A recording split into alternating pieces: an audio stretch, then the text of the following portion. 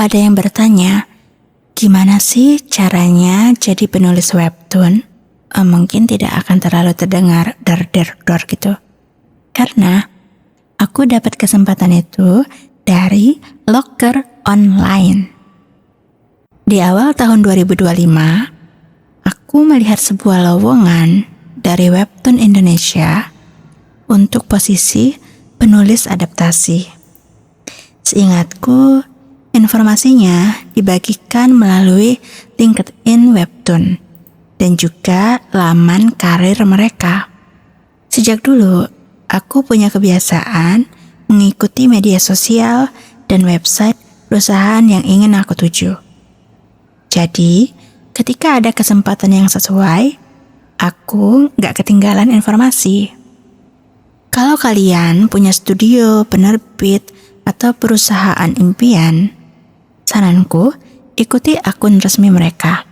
Cek LinkedIn, Instagram, website karir, atau platform pencari kerja seperti Jobstreet secara berkala. Banyak kesempatan datang bukan karena kita beruntung, tetapi karena kita tahu informasi lebih dulu. Saat melihat lowongan, aku tidak langsung mengirim lamaran. Aku baca dulu deskripsi pekerjaannya, tanggung jawabnya, kualifikasi yang dibutuhkan, hingga benefit yang ditawarkan.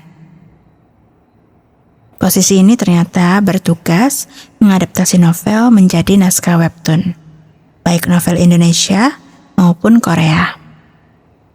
Karena merasa pengalamanku cukup relevan, aku mengirimkan CV dan portofolio sebagai penulis.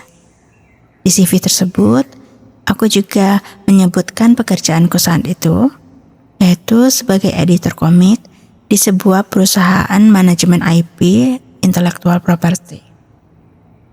Pengalaman sebagai editor, kurasa menjadi nilai plus ya, karena itu menunjukkan kalau aku sudah terbiasa bekerja dengan naskah, komik, dan proses editorial.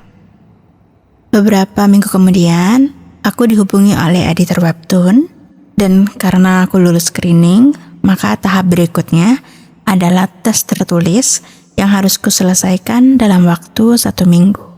Setelah mengirim hasil tes, aku kembali dihubungi untuk mengikuti wawancara bersama tim editorial webtoon.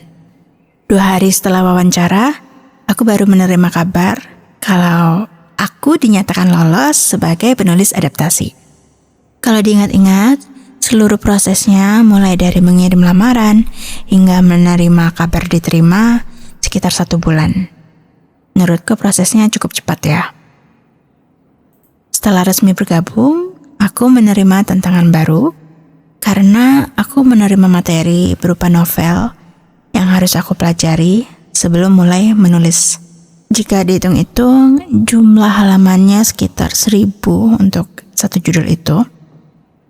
Dan selama kurang lebih 2 minggu, aku baca seluruh materi, menyusun konsep adaptasi, menentukan arah cerita, dan membuat karakter Bible sebagai panduan selama proses penulisan. Setelah konsep disetujui oleh tim editorial, barulah aku mulai menulis naskah webtoon dengan target 1 episode setiap minggu. Semua naskah akan melalui proses editorial, bukan hanya oleh editor Indonesia, tetapi juga editor dari Korea. Terutama pada episode-episode awal. Aku pernah menerima revisi yang cukup besar, ada naskah yang harus dirombak total, di-scrap, nggak dipakai ya naskahnya, ditulis ulang dari awal, hingga jumlah episode harus ditambah agar alur cerita bekerja lebih baik. Tentu rasanya nggak mudah ya. Dari proses revisi, aku belajar banyak tentang ritme bercerita, struktur episode, dan bagaimana menulis untuk media webtoon, bukan hanya dibaca sebagai novel. Seiring berjalannya proyek, revisi mulai berkurang. Arahan yang diberikan semakin kecil. Bahkan, beberapa episode cukup ditangani langsung oleh editor Indonesia.